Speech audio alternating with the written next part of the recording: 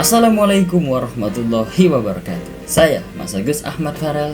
Saya merupakan mahasiswa UIN Raden Fatah Palembang dengan NIM 1920503048. Saya berasal dari Prodi Jurnalistik Fakultas Dakwah dan Komunikasi. Jadi di dalam video ini saya akan menjelaskan berkaitan dengan sesuai dengan prodi saya jurnalistik, yaitu adalah kode etik jurnalistik dan penafsirannya. Kenapa ini sangat penting sekali?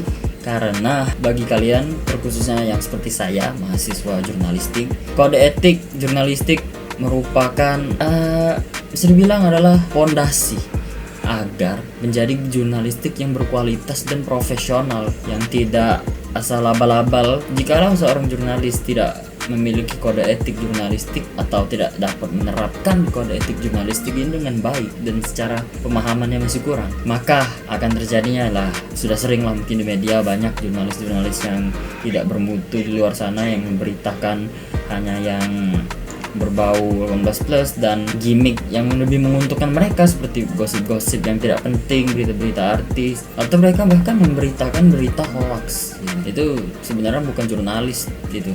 Itu adalah oknum ya.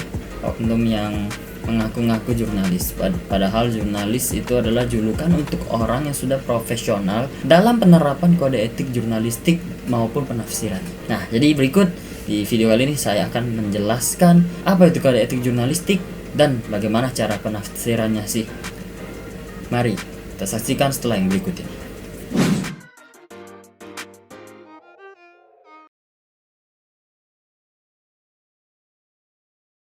Jadi kode etik jurnalistik itu merupakan salah satu wujud HAM, hak asasi manusia, penerapan dari Undang-Undang Dasar Kebebasan Pers yang dibuat pada tahun 1999 nomor 40. Baiklah, jadi kode etik jurnalistik itu memiliki kurang lebihnya adalah 11 pasal ya. Di pasal yang pertama, seorang jurnalis harus bersikap independen, menghasilkan berita yang bermutu, akurat, berimbang, dan tidak beritikat buruk. Maksudnya adalah independen adalah sesuai dengan fakta, dengan suara hati nurani, tanpa campur tangan paksaan dari intervensi dari pihak lain, termasuk pemilik perusahaan pers tersebut. Akurat, sudah jelas. Akurat itu adalah sesuatu hal yang dapat dipercaya dan benar adanya. Dan lalu adalah berimbang.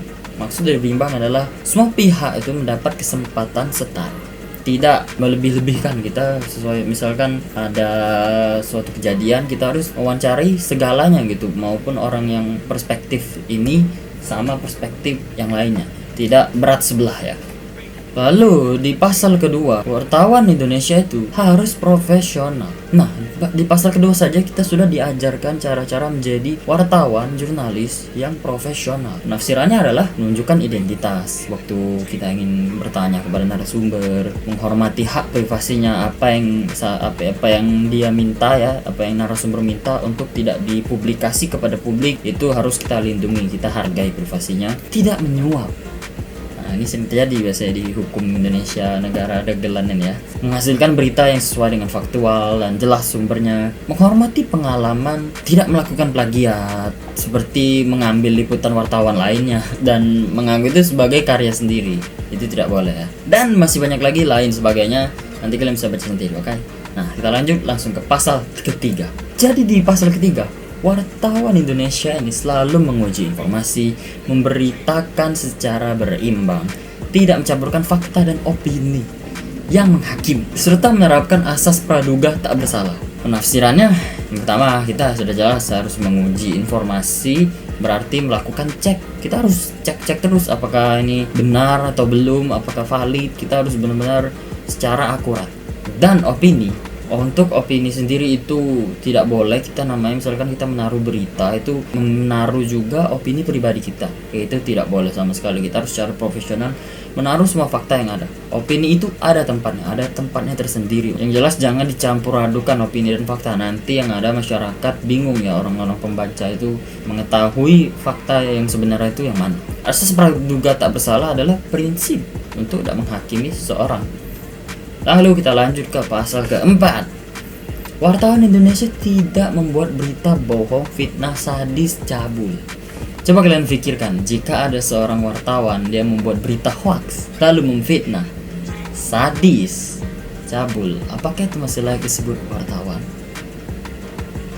Yaudah, kita langsung aja lanjut ke pasal berikutnya, karena di pengertian penafsiran bohong, fitnah, sadis, dan cabul itu sudah sangat jelas dari definisi katanya, pasti dari kalian sudah mengerti.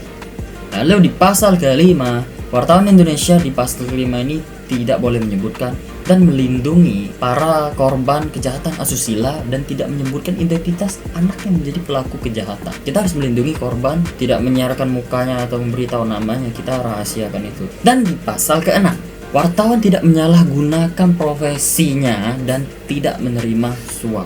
Sebagai wartawan yang profesional, kita harus kuat juga iman ya. Kita harus benar-benar berpihak kepada rakyat. Iman kita kuat, jadi kita tidak akan terpengaruh oleh suap menyuap. Menyalahgunakan profesi itu maksudnya seperti apa sih? Menyalahgunakan profesi adalah segala tindakan yang mengambil keuntungan pribadi dan atas informasi yang dia peroleh saat bertugas. Dan di pasal ke-7, wartawan Indonesia memiliki hak tolak untuk melindungi narasumber yang tidak bersedia diketahui identitas maupun keberadaannya, menghargai ketentuan embargo, informasi latar belakang, dan off the record sesuai dengan kesepakatan. Nah, jadi sebelum wartawan itu meliput atau menyiarkan siaran ulang atas apa yang telah dia liput, dia harus bertanya dulu kepada narasumber tersebut, dan dia harus menghargai kalau narasumber tersebut memang tidak ingin ada beberapa bagian yang ini jangan dipublis ke media. Kita harus menghargai itu sebagai wartawan yang profesional, jurnalis profesional. Hak tolak maksudnya itu apa? Hak tolak adalah untuk tidak mengungkap identitas narasumber tadi. Dan embargo itu apa maksudnya?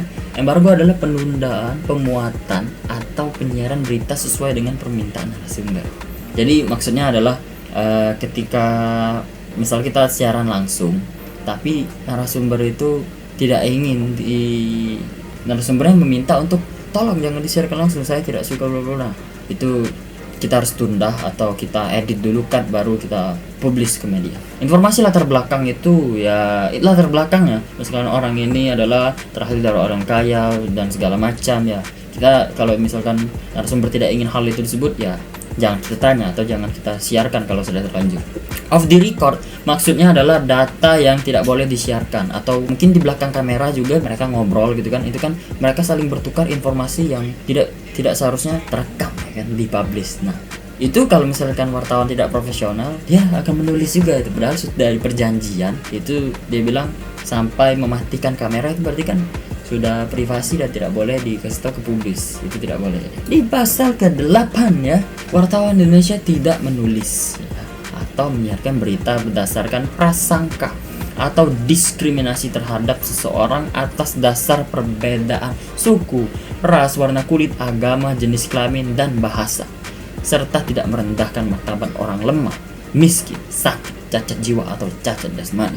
Jadi kita itu benar-benar sebagai wartawan harus benar-benar berpihak kepada rakyat dan adil. Itulah wartawan yang profesional. Dan lalu di pasal ke-9, wartawan Indonesia menghormati hak narasumber tentang kehidupan pribadinya kecuali untuk kepentingan para publik. Nah ini maksudnya kepentingan para publik ya. Itu jadi kita tidak boleh menyebarkan kehidupan pribadi seseorang itu seenak jidat kita, terkecuali kepentingan publik. Kenapa? Maksudnya kepentingan publik itu ya seperti para artis atau mungkin presiden. Jadi misalkan masa kita tidak tahu latar belakang presiden, kehidupan pribadi presiden, misalkan dia ini ya memang ada beberapa hal yang seharusnya tidak kita liput. Untuk artis itu kan biasanya kehidupan pribadi mereka tuh sudah menjadi makanan publik juga. Jadi ya itu mungkin boleh kita liput yang seperti itu dan tergantung izin narasumber juga. Nah, kita lanjut ke pasal 10. Wartawan Indonesia segera mencabut, meralat, memperbaiki berita yang keliru yang tidak akurat disertai dengan permintaan maaf, membuat klarifikasi kepada media. Intinya wartawan ini ketika melakukan sebuah kesalahan yang lupa mereka koreksi, itu secepatnya ketika mereka sadar langsung memperbaiki tersebut dan mereka itu meminta maaf pada publik melalui media yang ada.